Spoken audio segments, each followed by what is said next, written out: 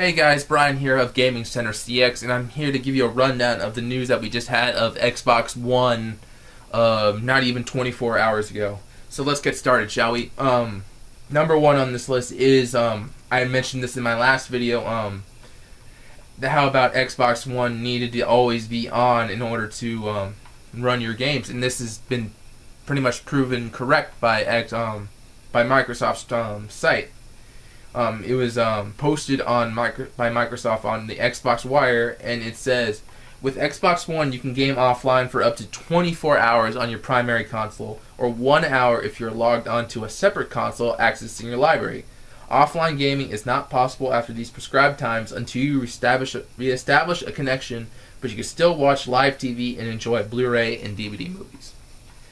Now, I do not see how this is going to exactly is going to work with people who live in rural areas and people in other countries who do not have very good internet connections. I mean, it happens all the time. People's internet are definitely going to be able to go out. They're not going to be able to, and if their internet goes out within the 24 hours and they can't connect to the online within those 24 hours, they're not going to be able to play their games offline at all, which is kind of stupid, seeing as with the Xbox 360 they allowed for offline play, and this is pretty much a step back for Microsoft. This is pretty much DRM on a console, and this is sort of like what EA was doing with SimCity and all their other games on Origin and everything.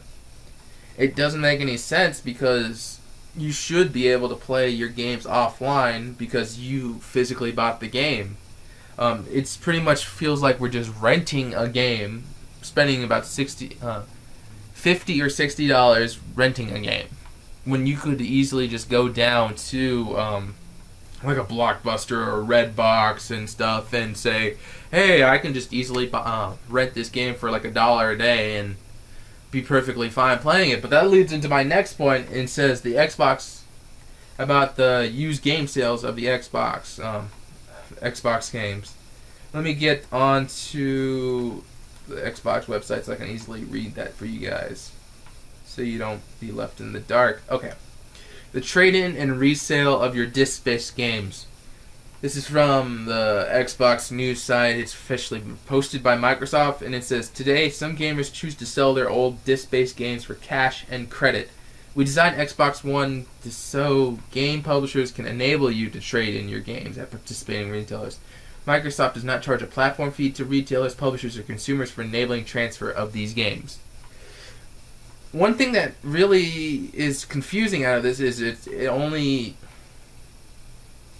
so game publishers can enable you. And this is up to the sole discretion of the game publisher. I wonder how, and a lot of these publishers are actually opposed to the used game market, so I'm not sure how many of these publishers are going to actually enable the sale of their games used. And also it's saying at participating retailers, and something that it didn't seem like it seems like they just revealed this recently because of the outcry of the public. It doesn't make any sense, and it's just the publishers are very opposed to this, and then they're not going to be able, a lot of these publishers are not going to enable to sell their games, which means GameStop, Blockbuster, Redbox, mom and pop stores are not going to be able to resell games and make lost profit if they have, because that's where most of their profits came from, was from used games, definitely, because most people do not want to pay full retail price for a video game. And it's just something that really does not make sense on Microsoft's part. And another thing about how we had the games that were tied to your console. This sort of has been pretty much updated. They've come back and backpedaled a little bit. It says, give your games to your friends. Xbox One is designed so publishers can enable you to give your disc-based games to your friends. There are no fees charged as a part of these transfer. There are only 2 requirements you can give. You can only give them to people who have been on your friends list for at least 30 days, and each game can only be given once. So you have to be at least friends with this person for 30 days, even though if you've been friends with them in real life for how many years. And it can only be given to them once, but you better be damn sure they can beat that game once. Just so, like, if they case they want to, yeah, you better be damn sure if they just want to, if they can beat that game in the one time that you give it to them. I mean, it's kind of stupid, really. Each game can only be given once. Let's see. Detail everything. Yep, the only game can be only given to you once, and it just, I find it kind of stupid. Like, before, this is pretty much a step back. Microsoft's pretty much taking one step back because Xbox 360, Xbox, and their first Xbox, both were had no problem playing with borrowed games. They didn't care about used games at all.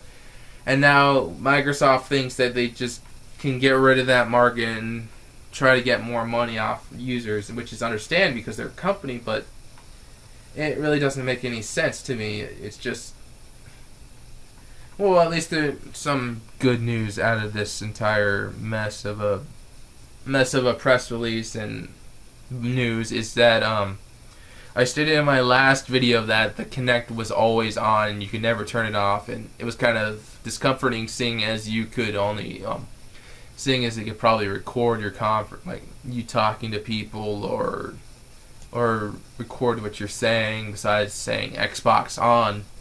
And Microsoft has come out to say, yeah, you can go ahead and turn that off. It's just it won't hear you say Xbox on.